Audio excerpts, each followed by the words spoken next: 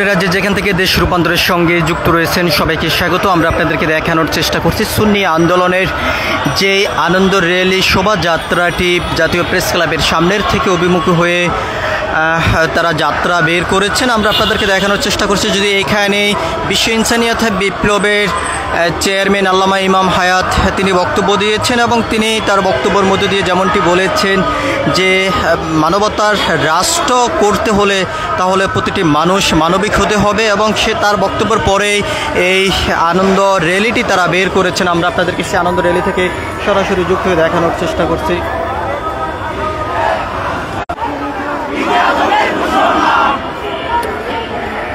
আপনারা দেখতে পাচ্ছেন যে সুন্নি আন্দোলনের অনুসারীরা আজকে এই মিলাদুন নবীর যেই